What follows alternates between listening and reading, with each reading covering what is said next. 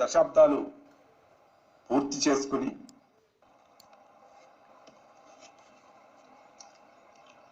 సాహితీ మిత్రులకు వందనం.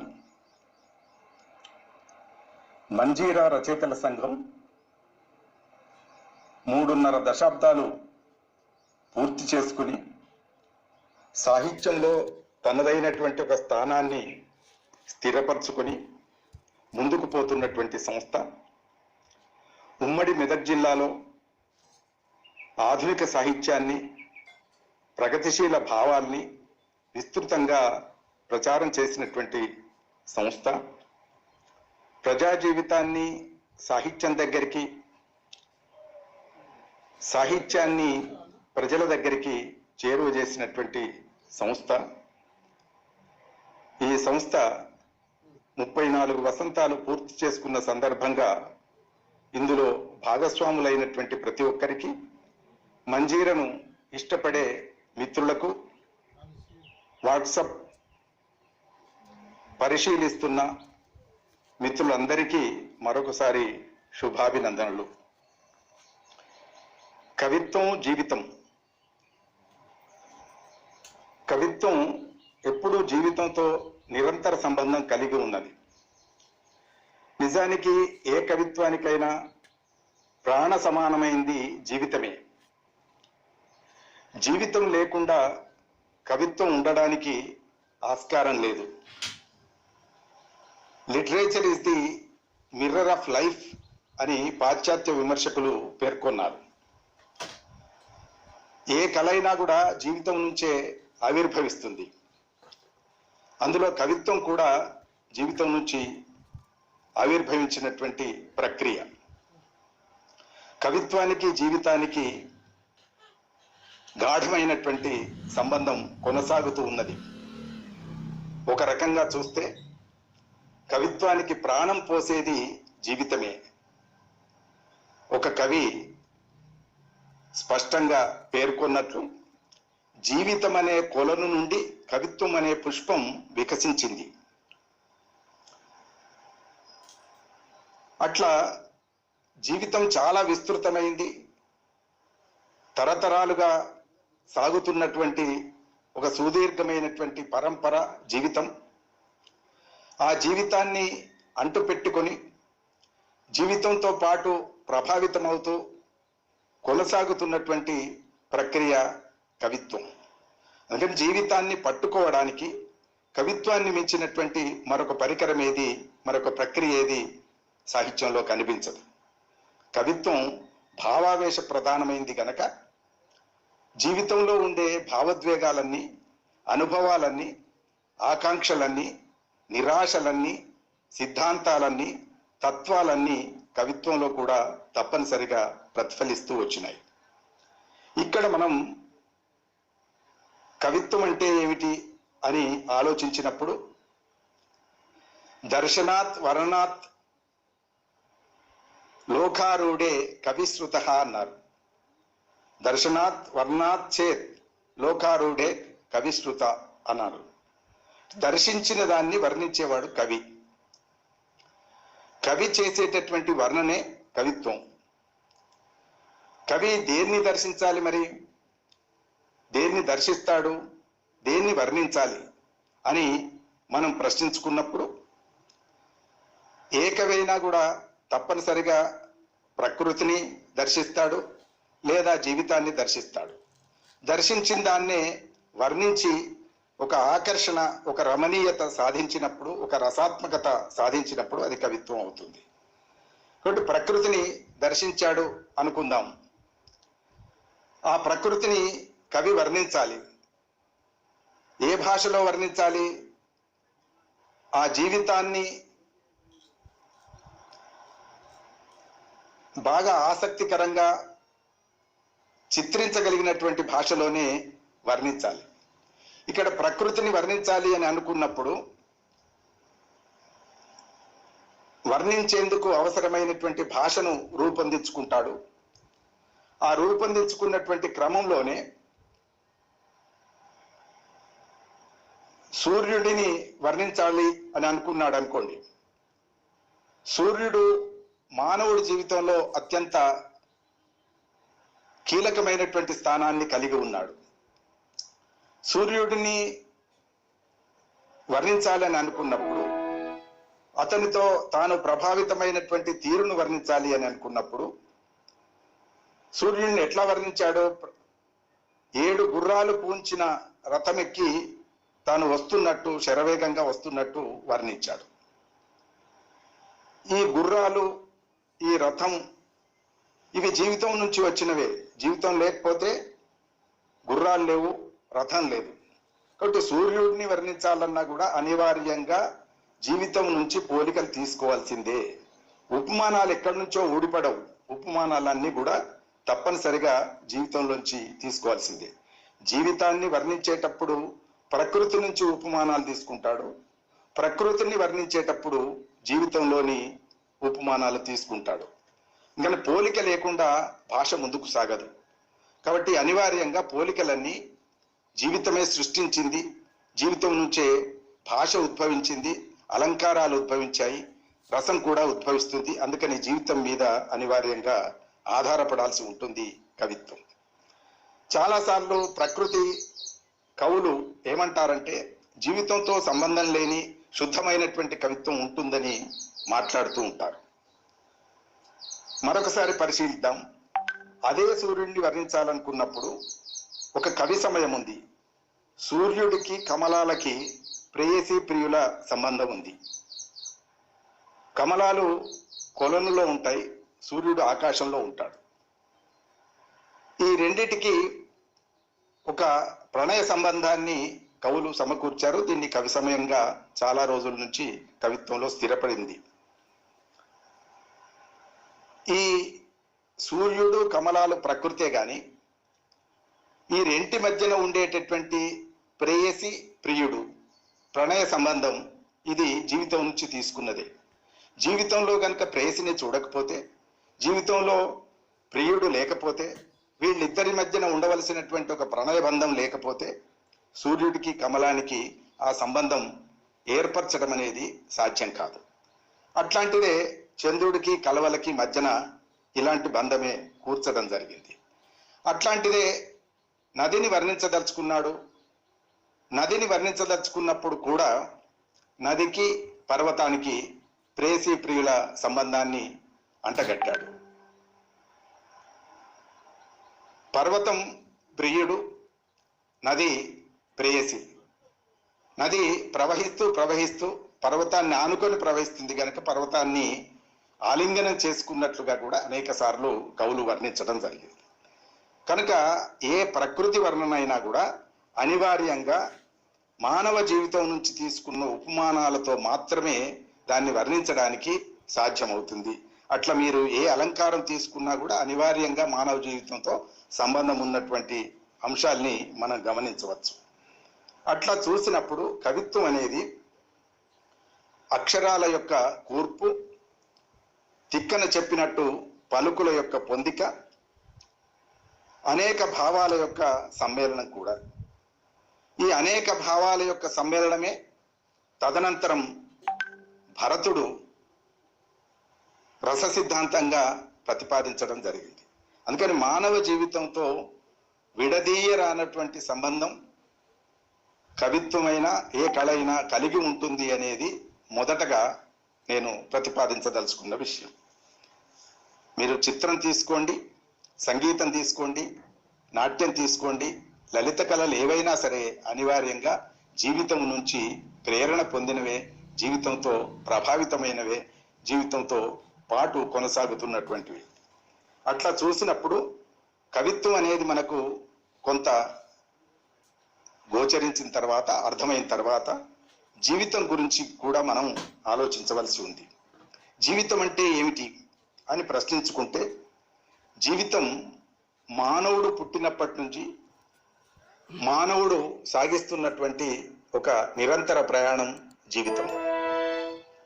అది పరంపరగా కొనసాగుతున్నటువంటి ప్రయాణం కూడా కావచ్చు.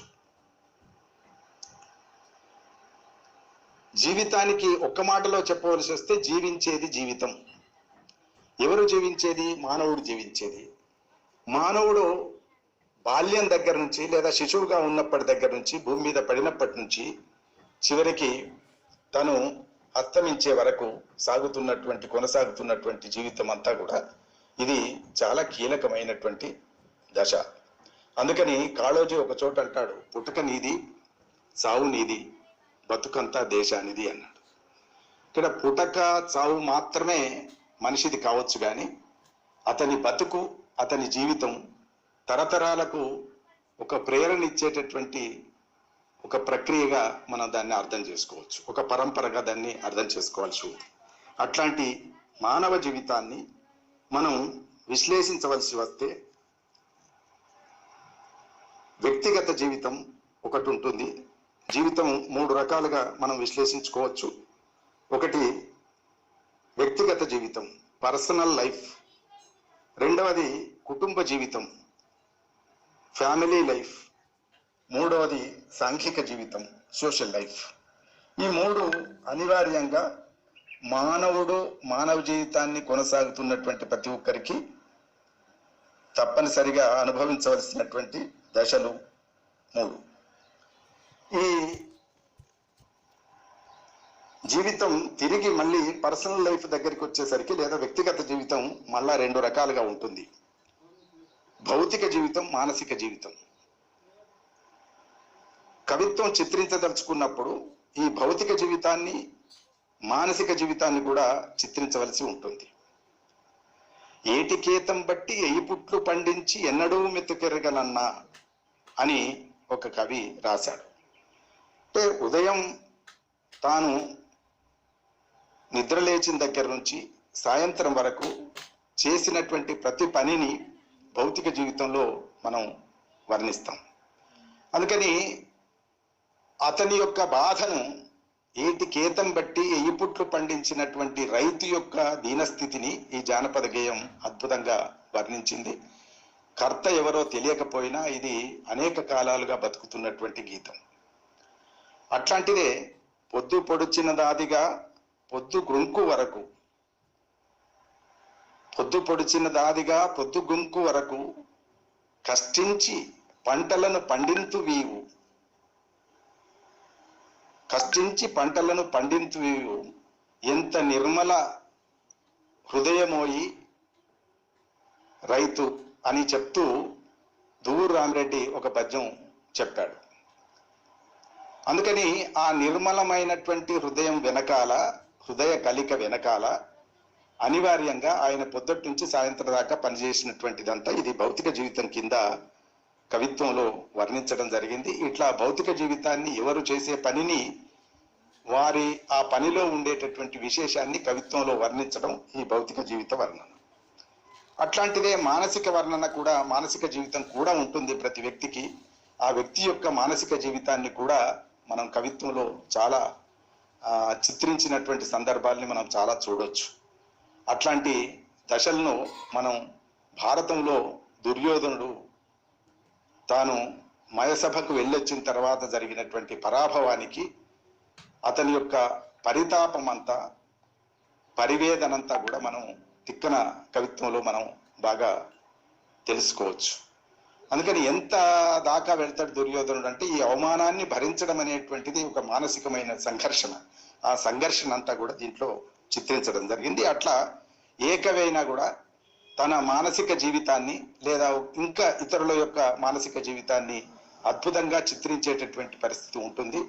అట్లా డాక్టర్ సి నారాయణ రెడ్డి రాసినటువంటి నాగార్జున సాగరంలో కూడా శాంతిశ్రీ యొక్క మానసిక సంఘర్షణను, నాయిక యొక్క మానసిక సంఘర్షణను అద్భుతంగా చిత్రించడం జరిగింది. ఇట్లా మనం అనేకం తీసుకోవచ్చు. ఎక్కడైనా కూడా ఏ కావ్యం నుంచి అయినా సరే ఆ నాయిక యొక్క లేదా నాయకుడి యొక్క మానసిక ఘర్షణ ఏదైతే ఉంటుందో అది మానసిక జీవితం నుంచి ఉత్పాదనమైనటువంటి కవిత్వం. అట్లాంటిదే కుటుంబ జీవితానికి సంబంధించినటువంటి చిత్రణ కూడా దీంట్లో కొనసాగుతుంటుంది. ఆ కుటుంబ జీవితానికి సంబంధించినటువంటి చిత్రణలో వండనలయదు వేవురు వచ్చిరేని అని మను చరిత్రలో ప్రవరుడి యొక్క భార్య అన్నపూర్ణాదేవి ఎంతమంది వస్తే అంతమందికి వండి పెడుతుంది అని చెప్పి చెప్తాడు. అట్లా వండనలయదు వేవురు వచ్చిరేని అని చెప్పినటువంటి పద్యం కానీ, లేదా కుటుంబంలో ఉండేటటువంటి భార్యాభర్తల మధ్యన సంబంధం కానీ ఆధునిక కాలంలోకి వచ్చేసరికి అనేక విషయాల్ని మనం దీంట్లో ఈ కుటుంబంలో మనం గమనించవచ్చు. ఈ కుటుంబంలో ఉండేటటువంటి ఎన్నో అంశాలని కవిత్వం చిత్రించేటటువంటి అవకాశం ఉంటుంది. అట్లాంటిదే మళ్ళీ మనం జీవితంలో ఉండే మూడో దశను తీసుకున్నట్లయితే సాంఘిక జీవితం అని ఇంకొక దాన్ని మనం చిత్రించవచ్చు, ఇంకొక దాన్ని కూడా పరిశీలించవచ్చు. దీంట్లో ప్రధానంగా ఇది కవిత్వానికి చాలా కీలకమైనటువంటి లేదా విస్తృతంగా కవిత్వానికి వస్తువుగా మారినటువంటి సందర్భాన్ని మనం దీంట్లో చూస్తాం. అందుకని సాంఘిక జీవితం మానవ జీవితంలో అత్యంత విశిష్టమైనటువంటిది. ఈ సాంఘిక జీవితం కూడా మళ్ళా 3 అంశాలతో మిళితమై ఉంటుంది. ఒకటి వృత్తి జీవితం. ఈ వృత్తి జీవితాన్ని కూడా రాస్తారు. దాంట్లో సినీవాలి అనే పేరుతోని ఆరుద్ర రాసినటువంటి కావ్యం ఒక గుమస్తా సూర్యారావు, క్లర్క్ సూర్యారావు జీవిత గాథను ఒక కావ్యంగా రాయడం జరిగింది. అట్లా మనం వృత్తి జీవితం ఉన్నటువంటి వాళ్ళని ఎవరిని తీసుకున్నా కూడా మనం దాంట్లో మనం స్పష్టంగా గమనించడానికి అవకాశం ఉంది. అట్లాంటిదే రెండవ అంశం సాంస్కృతిక జీవితం. ప్రతి మనిషికి వృత్తి జీవితం ఎంతనో వృత్తి జీవితం కంటే ఎక్కువ ఆసక్తికరమైనటువంటిది లేదా ఎక్కువ పరిపుష్టమైనటువంటిది సాంస్కృతిక జీవితం. ఈ సాంస్కృతిక జీవితం కూడా కవిత్వాన్ని బాగా ప్రభావితం చేసింది. నిజానికి ఒక రకంగా జీవితం అంటే సంస్కృతితో ప్రభావితమైంది. ప్రతి మనిషిని అంటిపెట్టుకొని తరతరాలుగా కొనసాగుతున్నటువంటి సంస్కృతి అంతా కూడా ఆ జీవితంలో ప్రతిబింబిస్తుంది. ఆ జీవితంలో ప్రతిబింబించినటువంటిదంతా కూడా కవిత్వంలో కూడా ప్రతిబింబిస్తుంది. అందుకని సాంస్కృతిక జీవితం, కల్చరల్ లైఫ్ అనేటువంటిది చాలా కీలకమైనటువంటిది. ఇదే మనకు విస్తృతంగా కవిత్వంలో మనకు కనబడుతూ ఉంటుంది. అట్లాగే రాజకీయ జీవితం, ఇది పొలిటికల్ లైఫ్. అందుకని ప్రతి మనిషికి తన జీవితంలో ఒక రాజకీయ జీవితం కూడా ఎంతో కొంత, కొందరిలో తక్కువగా ఉండవచ్చు, కొందరిలో ఎక్కువగా ఉండవచ్చు. కానీ కవిత్వంలో చాలా కీలకమైనటువంటి అంశం రాజకీయం గనక, పరిపాలనలో కూడా రాజకీయం చాలా కీలకమైనటువంటిది కనుక మనిషి యొక్క జీవితానికి రాజకీయం అనేది అనివార్య భాగమై కూర్చున్నది. అందుకని రాజకీయ జీవితం, పొలిటికల్ లైఫ్ను కూడా కవిత్వంలో మనం బాగా గమనించడానికి అవకాశం ఉంది. అట్లాంటివే మనకు వచ్చినటువంటి గత కాలంలో రాజును ప్రత్యేకంగా కవులు కీర్తించినటువంటి సన్నివేశాలను మనం గమనించవచ్చు. ఇదంతా కూడా సాహిత్యంలో రాజకీయాలు ఉండాలా వద్దా అని చెప్తున్నటువంటి ఆ చర్చలను నిర్వహించే తెలుగులో మొదటి కవిగా పేర్కొనబడుతున్నటువంటి నన్నయ్య కూడా మహాభారతం రాయడం వెనకాల రాజకీయ కారణాలు మాత్రమే ఉన్నాయి. ఎందుకంటే రాజరాజ నరేంద్రుడు తన పూర్వీకుల యొక్క వంశ చరిత్రను రాయించదలుచుకున్నాడు. ఆ వంశ చరిత్రను రాయాలి అని అనుకున్నప్పుడు తన పూర్వీకులు సూర్యవంశ రాజులైనటువంటి పాండవుల కథను లేదా కౌరవుల పాండవుల యొక్క ఘర్షణను, మహాభారతాన్ని చిత్రించమని అతను అడగడం జరుగుతుంది. దాని వెనక అతని కోరిక మేరకు నన్నయ్య గారు రాస్తారు. రాసేటప్పుడు నన్నయ్య గారు రాజరాజ నరేంద్రుణ్ణి కీర్తించినటువంటి రాజకులైక భూషణుడు అనే పద్యం కూడా మనం ఆ రాజకీయ చిత్రణ కిందని మనం చూసుకోవాల్సి ఉంటుంది. అందుకని ఏ కవి అయినా సరే అనివార్యంగా ఆ రోజుల్లో ఆస్థాన కవుల్లో భాగంగానో లేదా కవిని ఆశ్రయించి కవిత్వం రాయటం ఉండింది కనుక ఈ కవి స్వతంత్రంగా ఉండకుండా ప్రభువును కీర్తించి లేదా రాజకీయ ధర్మాల్ని పాటించి రాజకీయ చిత్రణ అంతా చేసినటువంటిదంతా కూడా ఈ రాజకీయం కిందనే వస్తుంది. అట్లాంటిది ఆధునిక కాలంలోకి వచ్చేసరికి మరింత ప్రభావశాలిగా ఉంటుంది. అది స్వాతంత్ర్యోద్యమం, జాతీయోద్యమం కావచ్చు, అది అట్లానే సమాజాన్ని మార్చడం కోసం సాగినటువంటి తెలంగాణ రైతాంగ పోరాటం లాంటివి కావచ్చు, లేదా సమసమాజాన్ని నిర్మించడానికి సాగినటువంటి ఒక రాజకీయ ఉద్యమం కావచ్చు. ఇవన్నీ కూడా అనివార్యంగా ఈ రాజకీయ జీవితం కిందనే వస్తాయి. కాబట్టి కవిత్వంలో చాలా కీలకమైనటువంటి అంశాల్లో ఇవన్నీ కూడా ఉంటాయి. అట్లా జీవితం కవిత్వంతో చాలా ప్రభావితమై, కవిత్వం జీవితంతో ప్రభావితమై పరస్పర ప్రభావితాలుగా ఉంటాయి అని చెప్పడానికి మనం ఇవన్నీ ఉదాహరణలు తీసుకోవచ్చు. అట్లా జీవితం రొటీన్గా మారకుండా, యాంత్రికం కాకుండా తాజాగా, మనోహరంగా, ప్రగతిశీలంగా, నిత్య నూతనంగా ఉంచడానికి కవిత్వం ప్రయత్నం చేస్తుంది. కవిత్వం ఎందుకు అని చాలామంది అడుగుతుంటారు. కానీ కవిత్వం ఏం చేస్తుంది అని అంటే మనిషిని కొత్తగా ఒక ఉత్సాహవంతుడిగా ఎప్పటికప్పుడు రూపొందించేటటువంటి ప్రయత్నం చేస్తుంది. కవిత్వం ఏమాత్రం చదవని మనిషికి, కవిత్వం బాగా చదివిన మనిషికి జీవితంలో చాలా తేడా ఉంటుంది. అందుకని ఇక్కడ మనం ఏ మనిషి అయినా సరే జీవితాన్ని ఉన్నతీకరించుకునేటటువంటి క్రమంలో కవిత్వాన్ని ఆస్వాదించవలసి ఉంటుంది. అయితే చదువురాని వాళ్ళు ఎట్లా అని అనుకున్నప్పుడు, చదువురాని వాళ్ళు కూడా నిత్యం జానపద గేయాలతో తమ చుట్టూ ఉండేటటువంటి సాంస్కృతిక వాతావరణంలో ఆ జీవితానికి కావలసినటువంటి ఒక సాంత్వన పొందుతుంటారు. అట్లనే ఆ జీవితానికి కావలసినటువంటి ఉత్సాహాన్ని కూడా పొందుతుంటారు. శ్రమ చేసి వచ్చిన తర్వాత విశ్రాంతి పొందడానికి కూడా ఈ కవిత్వం తోడుగా ఉంటుంది.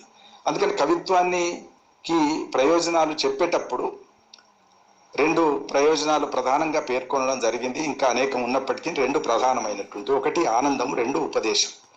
కాబట్టి ఈ ఆనందం జీవితంలో కష్టపడి దుఃఖపడినటువంటి వాళ్ళందరికీ ఒకానొక ఆనందం ఇవ్వడం కోసం ఒకటి, రెండవది ఉపదేశం, ఒక మంచిని బోధించడానికి లేదా జీవితానికి సంబంధించిన ఉపయుక్తమైన హితోక్తులను వివరించడానికి ఈ కవిత్వం ఉపకరిస్తుంది. అందుకని ఈ 2 కవిత్వం యొక్క ప్రయోజనాలుగా చెప్తూ ఉంటారు. ఇక్కడే మనం మరొకసారి ఆగి ఇంకొక ప్రశ్నలోకి వెళ్ళినప్పుడు, ఈ జీవితం ఏదైతే ఉందో ఆ జీవితాన్ని ఎట్లా అర్థం చేసుకోవాలి?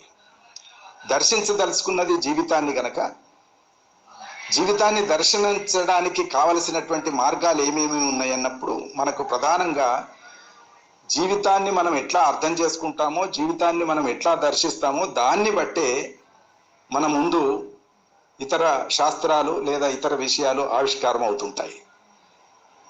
జీవితాన్ని నుంచే తత్వశాస్త్రం రూపొందింది, జీవితం నుంచే విజ్ఞాన శాస్త్రం రూపొందింది, జీవితం నుంచే కళలు రూపొందినాయి.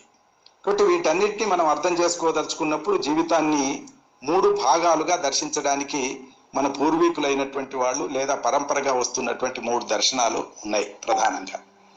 ఒకటి, జీవితంలోనే అంతా ఉంది, జీవితమే సఫలం, జీవితం సుధామధురం, జీవితంలో ఉండేటటువంటి ఆనందాన్ని అనుభవించడం ప్రధానమైనటువంటిది అని చెప్పి జీవితమే సమస్తం అని చెప్పేటటువంటి పద్ధతి ఒకటి ఉంది, ఒక దర్శనం అది. రెండవది, జీవితాన్ని ఏమీ లేదు, ఇది అరయగా జీవితంబు కడు నత్తిరము అని తిక్కన చెప్తాడు. ధర్మవ్యాధుడి ద్వారా తిక్కన వర్ణించినటువంటి విషయం ఏంటంటే, అరయగా జీవితంబు కడు నత్తిరము, ఆత్మ అనేటువంటిదే కీలకము. కాబట్టి ఈ ఆత్మ అనేది ఎప్పుడైనా సరే శరీరమును వదిలిపెట్టి పోతుంది. శరీరం అనేది అశాశ్వతము, శరీరం ఉద్భుతప్రాయము, నీటి బుడగ వంటిది. కాబట్టి ఇది అశాశ్వతమైనటువంటిది, ఏమాత్రం నమ్మదగింది కాదు, ఏ క్షణమైనా కూడా ఈ జీవితాన్ని వదులుకోవాల్సి ఉంటుంది అని చెప్పేటటువంటి ఫిలాసఫీ ఒకటి ఉంటుంది. దీని నుంచి మనకు పదకవిత్వంలో, ఆధ్యాత్మిక భావనలో, ఉపనిషత్తుల్లో అనేక విషయాలు ఇవన్నీ కూడా చెప్పడం జరిగింది.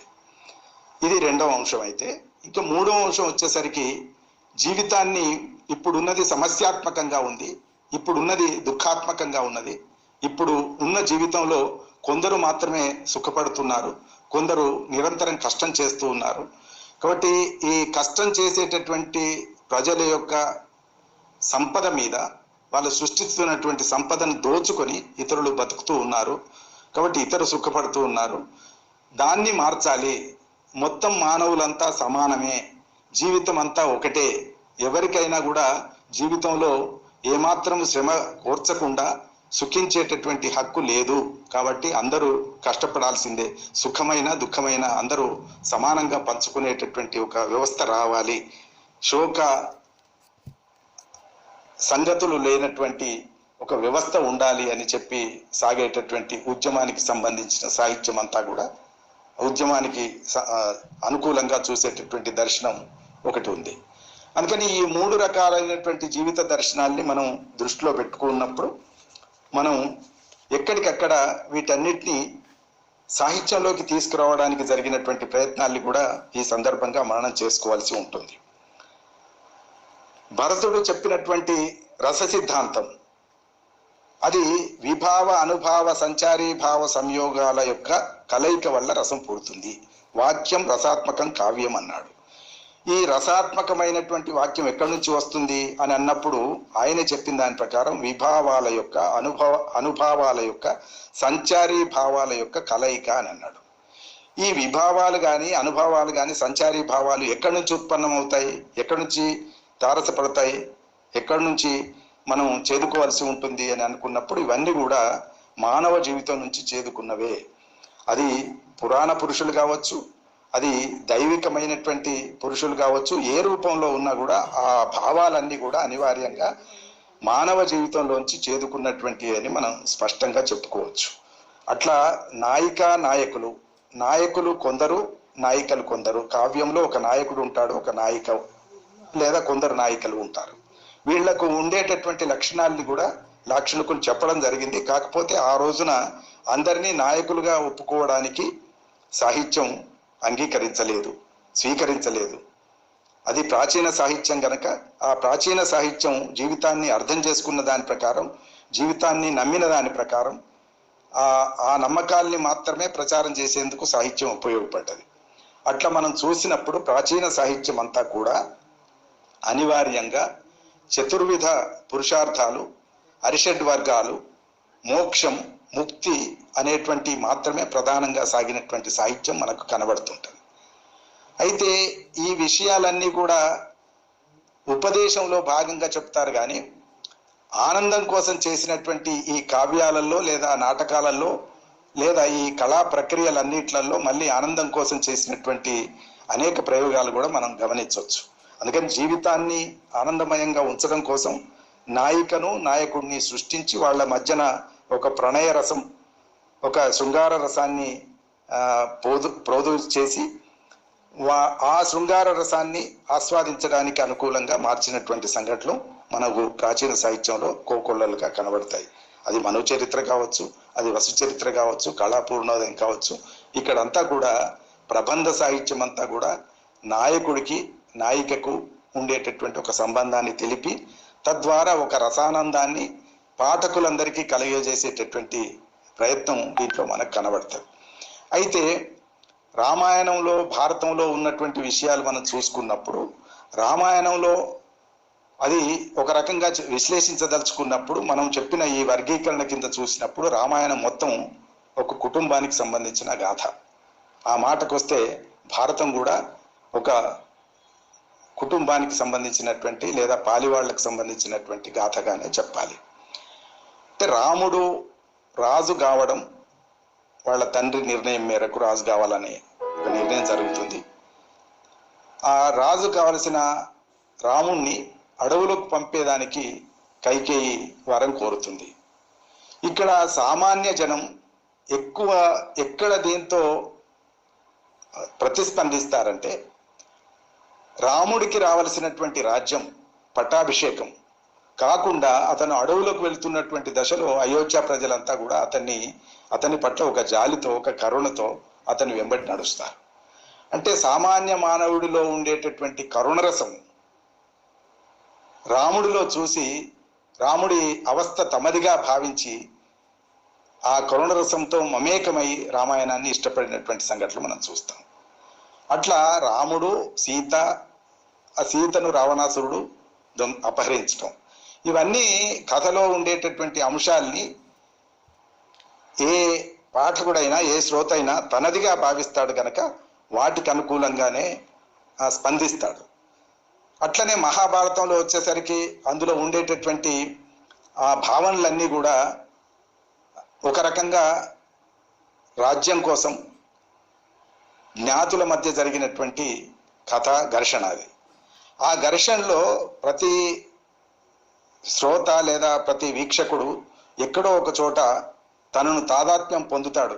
ఆ ఘర్షణలో అయితే పాండవుల వైపు, అయితే కౌరవుల వైపు, దుర్యోధనుని ఇష్టపడకపోవడము, కర్ణుణ్ణి ఇష్టపడము, ఇట్లాంటి ఎక్కడో అర్జునుడిని లేదా పాండవులు ఎదుర్కొన్నటువంటి కష్టాలని తమ జీవితంలో కూడా చూసుకొని ఆనందించే లేదా ఒక ఊరట పొందేటటువంటి పరిస్థితి మనకు దాంట్లో కనబడుతుంది.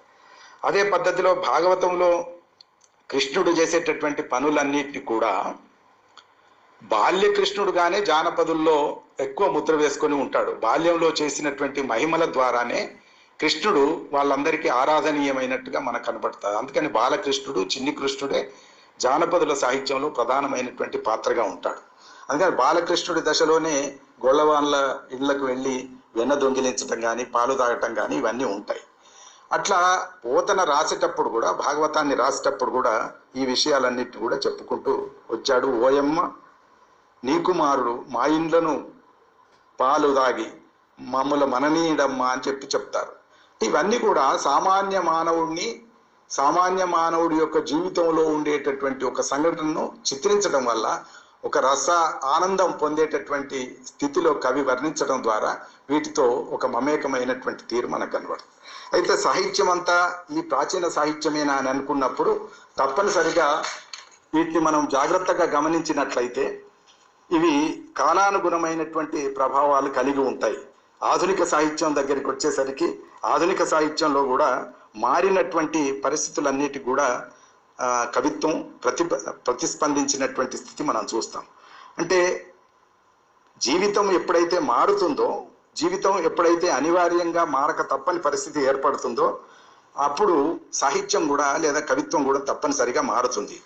ఆ మారుతూ ఉన్న అన్ని దశల్లో కూడా ఈ కవిత్వంలోకి ఇటు జానపద పరంపర వరుసగా కొనసాగుతూ ఉన్నటువంటి స్థితి ఉంటే, ఇంకొక వైపు లిఖిత సాహిత్యంలో ఈ మార్పులన్నీ కూడా చోటు చేసుకున్నటువంటి పరిస్థితి మనం చూస్తూ ఉంటాం. అట్లా మనం చూస్తూ ఉన్నప్పుడు ఆధునిక సాహిత్యంలో కట్టమంచి రామలింగారెడ్డి గారు ఒక పరిశీలన చేశాడు.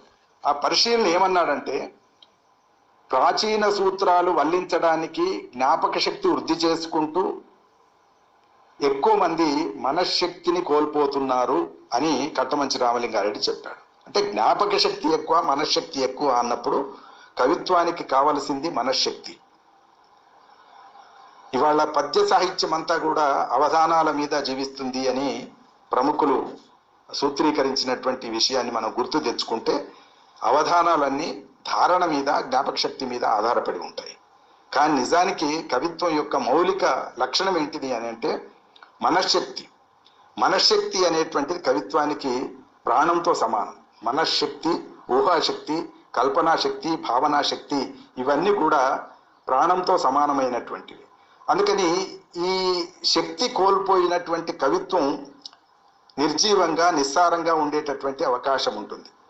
ఇవన్నీ జానపదుల్లో మనశక్తి ఉంటుందా ఉండదా అని అనుకున్నప్పుడు జానపదులు కూడా సహజమైనటువంటి జీవితంతో ప్రేరణ పొందుతారు కనుక జీవితంలో ఉండేటటువంటి కల్పనాశక్తి, ఊహాశక్తి అద్భుతంగా ఉంటుంది. అందుకని అదే సమయంలో రామలింగారెడ్డి గారు ఏమంటారంటే, కట్టెవారిన కోవిదుల కన్నా లోకవాసనలు అనుభవించేవాడు గొప్ప అని అన్నాడు. కట్టెవారిన కోవిదుల కన్నా, పండితులైనటువంటి వాళ్ళు మొండివారి, మోడువారి ఉంటారు. కానీ జానపదుడైనటువంటి వాడు లోకవాసనతో ఉంటాడు. ఆ లోకవాసనతో ఉన్న వాళ్ళు చెప్పేటటువంటి వర్ణన సజీవంగా ఉంటుంది, ప్రాణవంతంగా ఉంటుంది అని చెప్పడం జరిగింది. అందులో జీవితంలో చాలా కీలకమైనటువంటి అంశం ప్రేమ. ఈ ప్రేమ అనేది దర్శన మాత్రంగా లభిస్తుంది. ఇద్దరు చూసుకోగానే, ఒక స్త్రీ ఒక పురుషుడు చూసుకోగానే కనబడి కలిగేటటువంటి ఒక అనుభవం ప్రేమ. అందుకని సామాన్య జీవితంలో సులభంగా దొరికేటటువంటిది అమృతం ఏదన్నా ఉంటే ఆ అమృతం ప్రేమామృతం మాత్రమే అని అన్నారు. నువ్వాడే సింతల్లు నేనాడే మామిళ్ళు, మంది కళ్ళు మండేనే ధర్మాపూరి దానమ్మ. నువ్వాడే చింత చెట్లు, నేనాడే మామిడి చెట్లు, ఈ ఇద్దరు ఆనందంగా ఉంటే లోకం మాత్రం అంత తొందరగా స్వీకరించే పరిస్థితి ఉండదు. మంది కళ్ళు మండే అని చెప్పి జానపదులు రాశారు. ఇట్లా మనం జానపదులను చూసినప్పుడు జానపదులు తమ తమ భావనలన్నీ కూడా కవిత్వంలో ఎప్పటికప్పుడు చిత్రించుకుంటూ వచ్చారు. మన జానపద సాహిత్యంలో వచ్చినటువంటి మార్పులన్నీ పరిశీలించినా కూడా ఇవన్నీ మనకు అర్థమవుతాయి. జీవితం పట్ల మన చూపు, మన దృక్పథం ఎట్లా ఉంటుందో దాన్ని బట్టే జానపదులు కూడా ఆయా సందర్భాల్లో తమ పాటలు చిత్రించుకున్నట్టుగా, కవిత్వం చిత్రించినట్లుగా కనబడుతుంటారు. పైన పోయే గరత్మంతుడు దేవుడా అని మొక్కేరు, మీరు దేవుడా అని మొక్కేరు, అది దేవుడు అది నిజము అయితే కోడి పిల్లల తన్నునా అన్నాడు. ఇది చదువు రానటువంటి జానపదులు రాసిన కవిత. గరత్మంతుడు దేవుడని మొక్కుతారు, అది నిజంగా దేవుడే అయితే కోడి పిల్లలను తింటుందా, అది తింటే అది దేవుడు ఎట్లా అవుతుంది అని చెప్పి ఒక ప్రశ్న జానపదుడు వేశాడు. అదే పద్ధతిలో జీవితంలో ఉండేటటువంటి నిర్వేదం, జీవితాన్ని దర్శించేటప్పుడు జీవితంలో ఏమీ లేదని చెప్పినప్పుడు అచలం కావచ్చు, లేదా తత్వ కవులు కావచ్చు, లేదా పద కవులు కావచ్చు, కవిత్వాన్ని వాళ్ళు చిత్రించిన తీరు వేరే రకంగా ఉంది. 3 అంతస్తుల మేడ లోపల ముక్తి కాంత ఒకటి ఉంది, 6 కిటికీలు దాటి వస్తే అందుతానంటుంది అని చెప్పి రాశాడు. ఈ 3 అంతస్తుల మేడ అనేటువంటిది 3 లోకాలు కావచ్చు, ఈ లోక ముక్తి కాంత ఉంది, వీటిని దాటితే ఎక్కడో మోక్షం అనేటటువంటి ఒక కాంత. ఆ కాంత 6 కిటికీలు అరిషడ్ వర్గాలు, ఈ అరిషడ్ వర్గాల్ని దాటి వస్తే అందుతానంటుంది అని చెప్పి రాశాడు. అంటే ఇక్కడ మళ్ళీ ముక్తి గురించి చెప్పాలన్నప్పుడు మళ్ళీ పోలిక దేంతో చెప్పాలి, మోక్షాన్ని కూడా కాంతతోనే పోల్చాలి. అంటే ఏ కవి అయినా కూడా అనివార్యంగా జీవితం వైపే చూస్తాడు అనేదానికి ఇదొక ఉదాహరణ. తత్వ కవిగా ఉండి కూడా జీవితం నిస్సారమైంది అని చెప్తూ కూడా ఈ సంసారం సాగరం వంటిది, ఇది ఎక్కువ కాలం నిలవదని చెప్పేటటువంటి కవి కూడా ముక్తిని కాంతితోనే పోల్చాడు. ఎందుకంటే కాంత పట్ల పురుషుడికి ఆకర్షణ ఎక్కువ కనుక తత్వం చెప్పే పురుషుడికి కూడా కాంత పట్ల ఆసక్తి. కాకపోతే ఆ కాంత ముక్తి కాంత అని ఒక పోలిక చేసి, ఒక రూపకం చేసి సంతోషపడే పరిస్థితి ఉంటుంది. అట్లా మనం చూసినప్పుడు అదే తత్వ కవుల్లో సిద్ధప్ప ఏమంటాడంటే, ఈ పైస కడకు ప్రాణంబు దీయు అన్నాడు. అంటే పైసను గురించి చెప్తూ చెప్తూ పైస ఉండదు, పైస అది చేస్తుంది ఇది చేస్తుంది, పైసనే లోకమైంది అని చెప్తూ పైస కడకు ప్రాణంబు తీయు అని చెప్పాడు. అట్లా మనం చూసినప్పుడు ఇవన్నీ కూడా వ్యర్థమైనటువంటి విషయాలుగా, జీవితాన్ని నిస్సారమైనటువంటి అంశాలుగా చూసినటువంటి సంఘటనలు మనకు కనబడతాయి. ఆ కనబడినటువంటి దాంట్లోనే సూఫీ కవి ఒక ఆయన ఏం చెప్పాడంటే, జిందగీ ఎక్ కిరాయ కా ఘర్ హై, జిందగీ ఎక్ కిరాయ కా ఘర్ హై, ఏక్ న ఏక్ దిన్ నికల్నా పడేగా అన్నాడు. జీవితం అనేది ఒక అద్దె ఇల్లు లాంటిది, అద్దె ఇంట్లో మనం ఉంటున్నాం, ఈ జీవితం మనదే కావచ్చు కానీ ఇది అద్దె ఇల్లు లాంటిది, ఈ అద్దె ఇంట్లో మనం ఉంటున్నాం, ఈ జీవితం శాశ్వతంగా ఉండేది కాదు. ఒక రోజున మృత్యు వచ్చి పిలిచినప్పుడు మనం బయటికి వెళ్లాల్సి ఉంటుంది. వీరబ్రహ్మం కూడా అదే చెప్తాడు, చెప్పలేదంటనకపోయారు అని చెప్తున్నటువంటి కవితలోనే యమభటులు వచ్చి తప్పకుండా ద్వారం దగ్గర ఉండి పిలుస్తూ ఉన్నప్పుడు, లేదా నీ కంఠం చుట్టూ తమ పాశం బిగించిపోతూ ఉన్నప్పుడు నువ్వు తప్పనిసరిగా ఆనాడు విచారించవలసి ఉంటుంది కనుక ముందే భజన లేదా భక్తి ద్వారా ముక్తిని పొందమని చెప్తారు. అట్లా జీవితంలో ఉండేటటువంటి అంశాల్లో ఈ భక్తి వైపు మళ్లించినటువంటి సాహిత్యం, కవిత్వం కూడా విపరీతంగా వచ్చింది. వీటి నుంచి చూసినప్పుడు ఆ భక్తిలో ఒక ఊరట కనిపించవచ్చు కానీ జీవితంలో ఏమీ లేదని చెప్పడం ద్వారా ఒక అంటే నీ కర్మ నువ్వు చెయ్యమని చెప్పేటటువంటి పద్ధతి ఒకటి ఉండడం ద్వారా నీకు రాబోయే మంచి జీవితం రావాలంటే ఇప్పుడు కష్టపడు అని చెప్పేటటువంటి ఒక కర్మ సిద్ధాంతం లాంటిది ఉండొచ్చు కానీ ఇది కవిత్వాన్ని నీరసపరిచినటువంటి లేదా నిస్సారంగా చూసినటువంటి పరిస్థితి మనకు కనబడుతుంది. అట్లా చూసినప్పుడు వీటన్నిటిని తిరస్కరించి వచ్చినటువంటి కవిత్వం అంతా కూడా ఆధునిక కాలంలో వచ్చింది. ఈ ఆధునికత అనేది ఆలోచనలో కొత్తదనం. అంతవరకు కావ్యంలోకి ప్రవేశించినటువంటి జీవితాన్ని అంతా కూడా ఒకేసారి ఈ ఆధునిక కవిత్వం ఆవిష్కరించడానికి ప్రయత్నం చేసింది. నాయకుడు కావడానికి వీల్లేదని శూద్రుణ్ణి దూరంగా ఉంచినటువంటి దశ ప్రాచీన కాలం సంప్రదాయ సాహిత్యం. అలాంటి సాహిత్యాన్ని మనం పరిశీలించినట్లయితే ఉపమ గలిగి శయ్యల నొప్పియున్న అంగ్రిభవుని కావ్యంబు గ్రాహ్యంబు కాదు. శూద్రుడైనటువంటి వాడు రాస్తే ఎంత మంచి ఉపమ కలిగినా, ఎంత శయ్యలో ఉన్నా, ఎంత అలంకారంతో కూడుకుని ఉన్నా ఆ కావ్యాన్ని తీసుకోకూడదు, స్వీకరించకూడదు అన్నాడు. ఎందుకట అంటే పాయసం వెంత రుచిరాన్న పక్వమైన కాకజుష్టంబు హవ్యంబు గానియట్లు అన్నాడు. అంటే పాయసం ఎంత ఆకర్షణీయంగా రుచికరంగా తయారు చేసినా కూడా కాకి ఎంగిలి చేస్తే ఎట్లా అది యోగ్యం కాదో, తినయోగ్యం కాదో, ఇక్కడ కూడా తినకూడదు లేదా కావ్యంలోకి శూద్రుల్ని ప్రవేశించనివ్వకూడదు అని అంచిపెట్టినటువంటి ఒక దశ ఉంది. ఆ దశ నుంచి ఆధునిక సాహిత్యం వచ్చి మొత్తం దృశ్యాన్ని మార్చివేసింది. ఈ దృశ్యాన్ని మార్చివేయడంలో ఆధునిక జీవితంలో కూడా ఈ దృశ్యాలన్నీ మారిపోయాయి. అప్పట్లాగా రాజులు భటులు లేరు. ప్రజాస్వామ్య పాలన వచ్చింది. స్వాతంత్ర్యం కోసం ఉద్యమాలు నడిచినాయి, సమసమాజం కోసం ఉద్యమాలు నడిచినాయి. కొత్త ఆలోచనలకి ఒక వేదిక, పురివిప్పినటువంటి వేదిక మనకు దొరికింది. అట్లా మానవ సంబంధాలు ఆధునీకరించబడ్డాయి, భావోద్వేగాలు మారినాయి, జీవితం పట్ల ఉండే నిర్వచనాలు కూడా మారినాయి. ఈ జీవితాన్ని ఎట్లా తీర్చిదిద్దుకోవాలో నీ చేతిలోనే ఉంది చెప్పేటటువంటి ఒక సిద్ధాంతం ముందుకొచ్చింది. అందుకని చలనాలు మారినాయి, గమ్యాలు మారినాయి, గమనాలు మారినాయి, సిద్ధాంతాలు మారినాయి. అందుకని ఆధునిక కాలంలోకి వచ్చేసరికి మానవీయమైనటువంటి భావజాలం చాలా ముందుకొచ్చింది. దేశభక్తి, భారతదేశం విధి విముక్తి కావాలని చెప్పినటువంటి సాహిత్యం కూడా, కవిత్వం కూడా చాలా వచ్చింది. వందే మాతరం దగ్గర నుంచి మొదలు పెడితే మనం దేశం అంటే మట్టి కాదు, దేశం అంటే మనుషులే అని చెప్పిన గురజాడ, వీళ్ళంతా కూడా దేశభక్తి గురించి చెప్పినారు. అయితే మనుషుల గురించి చెప్పినప్పుడు మానవత్వం గురించి కూడా వాళ్ళు చెప్పడం జరిగింది.